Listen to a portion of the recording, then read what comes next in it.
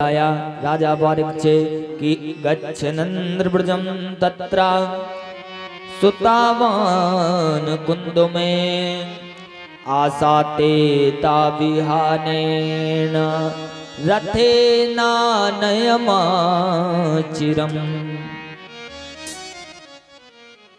सज्जनों, सुखदेव जी महाराज वर्णन करते, इधर कंस बड़ा परेशान था। कंस इतना भयभीत था कृष्ण के चिंतन में कि हमारा शत्रु दिन पर दिन बढ़ रहा है। सभी लोग कथा को श्रवण करें, कंस मरना है नहीं तो कंस नहीं मरेगा, यहीं रह जाएगा कंस आपके गांव रमपुरा में। आप लोग कथा नहीं सुनेंगे तो। और भैया ये अगल बगल में जो पटाखा टिकिया वाले हैं, सामने जाएं, सामने यहाँ गालें, यहाँ पर भैया मन भ्रमण ना करें किसी का। सामने चले जाएं मंदिर के पास गाला है। किसी को कोई दिक्कत पहुंच जाए तो वाफते। महाराज कंस यहां पर बड़ा परेशान है मथुरा में। इतना भयभीत कंस की कंस को रहा नहीं जा रहा है। कंस बेचारा आज अक्रूर जी के पास आया। अच्छा, अक्रूर जी ये कौन है? अक्रूर जी कृष्ण के ताऊ जी लगते हैं, मतलब चाचा। रिश्ते में ताऊ जी लगते हैं अक्रूर जी महाराज। और कंस के मंत्री हैं अक्रूर जी। अक्रूर जी से कहा, रे अक्रूर जी, आपको जो है एक काम करना है हमारा। बोले क्या? बोले आपको वृंदावन जाना है, वहां से कृष्ण बलराम को लाना है। तब तक हमने यहाँ पर एक ढोंग रचवाया है। एक हम मथुरा में यज्ञ करवा रहे हैं। वो यज्ञ तो केवल नाम की यज्ञ होगी। मेला लगवा रहे हैं, उसमें मेला केवल नाम का होगा। लेकिन हमारा टारगेट जो है कृष्ण और बलराम हैं, उनको मारना चाहते हैं हम। अक्रूर जी के मन में खेद तो हुआ कि इसकी सोच तो देखो कितनी गंदी है। सारा संसार हमारे श्याम सुंदर को प्रेम करता है, दुष्ट मारना चाहता है कृष्ण बलराम को। लेकिन अक्रूर जी जानते थे कि मैंने यदि इस कंस से मना कर दिया तो ये दुष्ट हमको मार डालेगा। लेकिन एक कृष्ण बलराम का बाल भी बांका नहीं कर सकता, क्योंकि वो तो परमात्मा है, वो तो भगवान है। अक्रूर जी जाने के लिए उन्होंने तुरंत हाँ कह दिया, महाराज बिल्कुल जाएंगे हम कृष्ण बलराम को लेने के लिए। और अक्रूर जी महाराज कृष्ण बलराम को लेने के लिए जाने की तैयारी करने लगे। मथुरा से चले तो बीच में अक्रूर जी की महाराज कृष्ण के चिंतन में समाधि लग गई। और मथुरा और वृंदावन के बीच में एक अक्रूर घाट बना हुआ है। वहां जाकर के अक्रूर जी महाराज बेसुध हो गए। मथुरा से वृंदावन का रास्ता है 14 से 15 किलोमीटर, मतलब आधे घंटे की रास्ता। लेकिन अक्रूर जी को सुबह से शाम हो गई। बोले अक्रूर जी खो गए थे। वहां पर समाधि लग गई थी अक्रूर जी की। कहीं रथ डला है तो कहीं घोड़े चल रहे हैं तो कहीं अक्रूर जी डले हैं कृष्ण चिंतन में। गोधूली वेला आई, संध्या का समय हुआ, तब जाकर के कृष्ण बलराम गाय चरा कर लौट रहे थे। देखा अक्रूर जी को, अरे काका तुम यहाँ क्या कर रहे हो? बस कन्हैया, हम तो तेरी दर्शन के लिए वहां वृंदावन जा रहे थे। तब अपने काका क्रूर के कृष्ण ने उंगली पकड़ी और जाकर के वृंदावन ले गए। यहां वृंदावन में मैया यशोदा को पता चला कि कोई अक्रूर नाम का व्यक्ति आया है कृष्ण बलराम को लेने।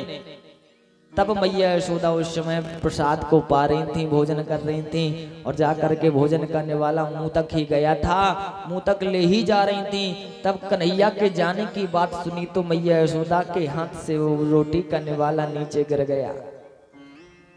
बोले कैसे छोड़ दें हम अपने कृष्ण बलराम को? कृष्ण बलराम हमारी दोनों आंखों में, हम अपने कृष्ण बलराम को अपनी आंखों से हो गया कि आज कृष्ण बलराम जो है मथुरा नगरी में नहीं रहेंगे। कृष्ण बलराम जाकर के जो है मथुरा चले जाएंगे। रो पड़ा सारा ब्रज। सवेरे से उठ करके महाराज वहां देखा कि नंद महल के सामने हजारों गाय, हजारों बछड़े और हजारों गोपियां, हजारों ग्वाल एकत्रित हो गए। एकत्रित होकर के महाराज सबकी आंखों से आंसू निकल रहे हैं और सभी रो रहे हैं। छोटे छोटे बछड़े गाय के उनकी आंखों के आंसू यूं बता रहे हैं, कह रहे हैं कि कन्हैया हमको छोड़ कर नहीं जाओ इस ब्रजमंडल से, क्योंकि इस ब्रज में तुम्हारे सिवा हमारा कोई दूजा कोई और नहीं है।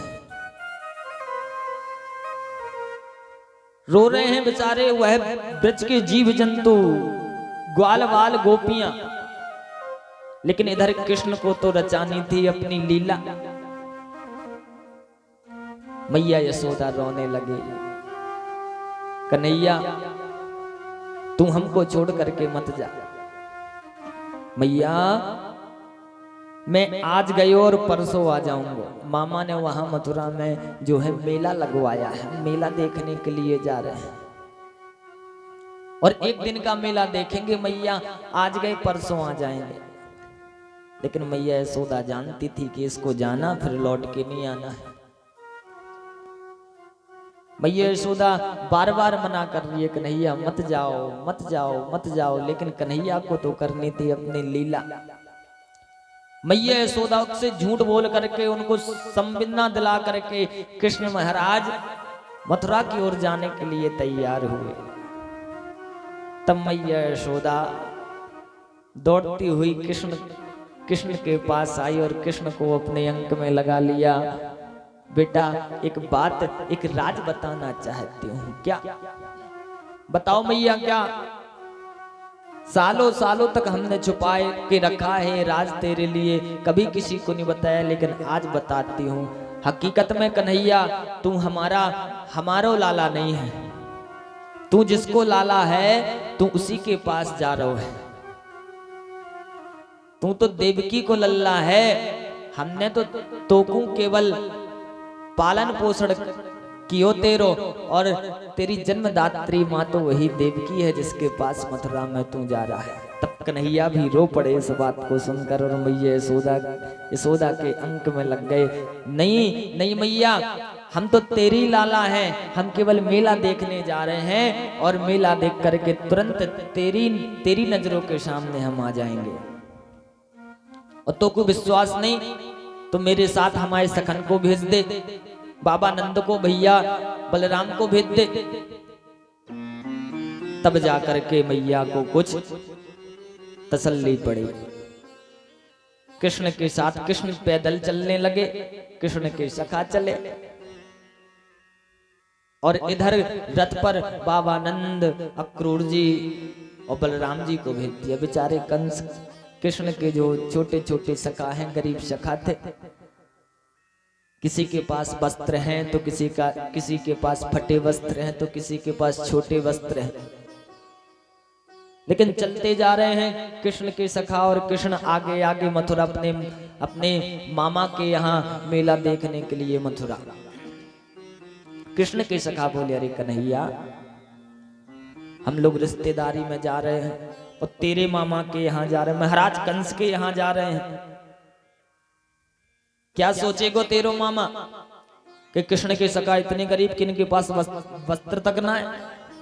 कछु भैया व्यवस्था कर। तब जाकर के वहीं एक धोबी घाट था। धोबी घाट पर एक धोबी कंस के, महाराज कंस के वस्त्रन को धुल रहा था। अरे मामा जी राम राम,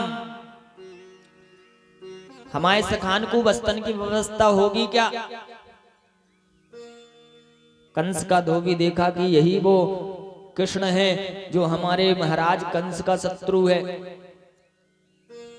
धोबी बोला, अरे गवारियों, जो महाराज कंस को कुछ देर बाद काम करना है वो हम अभी कर देंगे।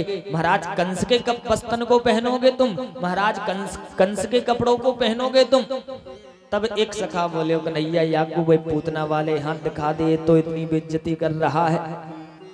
जब तेरे मामा को धोबी इतनी बेइज्जती करे तो तेरे मामा कितनी बेइज्जती करेगा। याकूब पूतना वाले हाथ दिखा दे। तब हमारे गोविंद ने उस धोबी को महाराज एक हाथ से पकड़ा और पकड़ करके महाराज आसमान में चारों ओर घुमाया और धड़ाम से जमीन पर मार दिया और उद्धार हो गया उसका। गोविंद आगे की ओर बढ़े। आगे बढ़े तो एक सुदामा नाम का बड़ा सुंदर माली मिला। वो कृष्ण भक्त था। उसने कृष्ण को, कृष्ण के सखान को सुंदर सुशोभित माला को पहनाया। आगे चली मंडली तो आगे देखा कि एक 17 जगह से टेढ़ी मेढ़ी, 17 जगह से महाराज टेढ़ी मेढ़ी कुद्रूपड़ी एक नारी दिखाई दी, जिसके हाथ में एक कटोरी और कटोरी में चंदन दिखाई दिया कृष्ण को। उस देवी को कन्हैया ने आवाज लगाई, अरे देवी सुनती हो, क्या नाम है तुम्हारा? तब उसने पीछे मुड़ के देखा कि कौन हमको देवी नाम से संबोधित कर रहा है। आज तक किसी ने हमको देवी नहीं बोला, क्योंकि हमारा स्वरूप ही नहीं है देवी लायक। आज तक किसी ने हमसे देवी नहीं बोला, एक कौन आज देवी बोल रहा है? क्यों भैया हमारा मजाक उड़ा रहे हो? तब कन्हैया ने कहा, नहीं देवी, तुम सच में हकीकत में देवी हो। क्या नाम है तुम्हारा? तब उसने कहा, मेरा नाम लोग मुझे कहते तो कुबड़ी है, लेकिन परिणाम हमारा कुब्जा है। कंस की दासी हूं मैं, कंस को चंदन लगाने का काम करती हूं।